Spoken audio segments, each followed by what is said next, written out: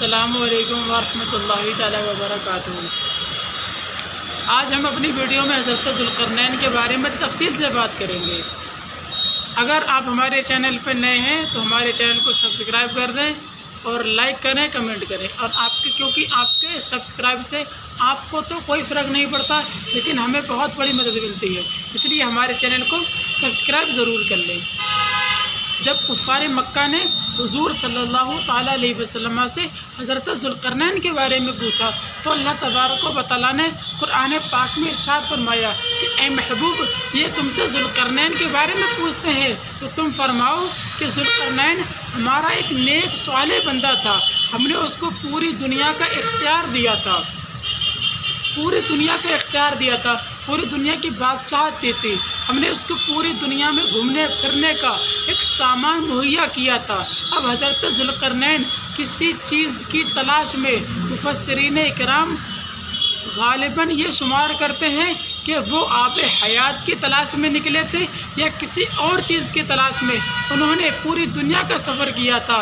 जब वो मगरिब की तरफ गए तो इतनी दूर तक निकल गए कि ऐसा लगता था कि यहाँ सूरज जो है वह काले सियाह चश्मे में डूब रहा हो।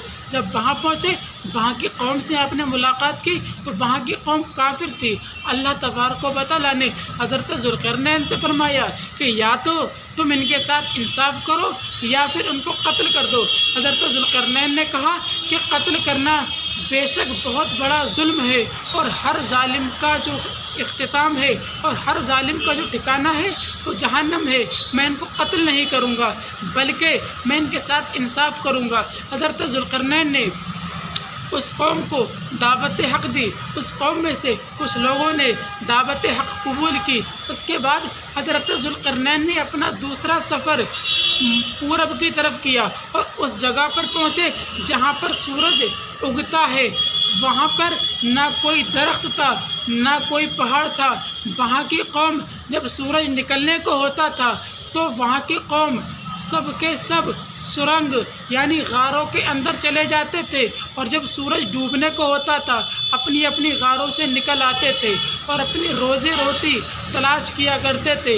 हज़रत ज़ुल्क़रनैन ने उनको भी दावत हक़ दी, उनने भी बाज़ लोगों ने इस्लाम कबूल किया।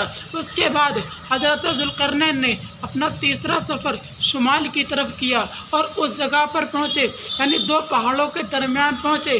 पहुँचने के बाद वहाँ की कौम से जब बात करना चाहिए तो वहाँ की कौम पता नहीं कोई अजीब व गरीब ज़ुबान बोला करती थी, एक अजीब व गरीब लैंग्वेज बोला करती थी।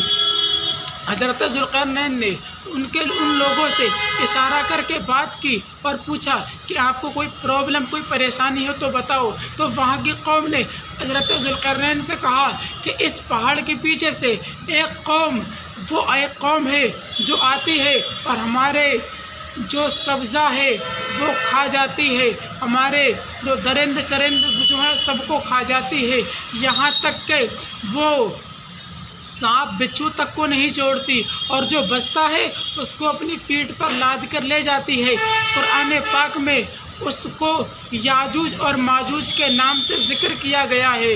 वो याजूज माजूज पहाड़ के पीछे से आते हैं। अब हज़रत ज़ुल्क़रनैन ने फरमाया कि मैं आपकी मदद करना चाहता हूँ और फिर फरमाया कि मैं इन दो पहाड़ों के बराबर एक दीवार खींचूँगा।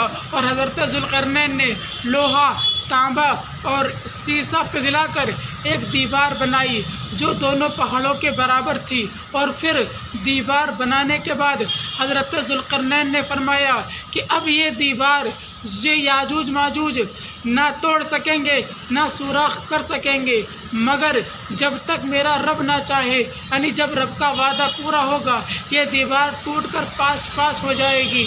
और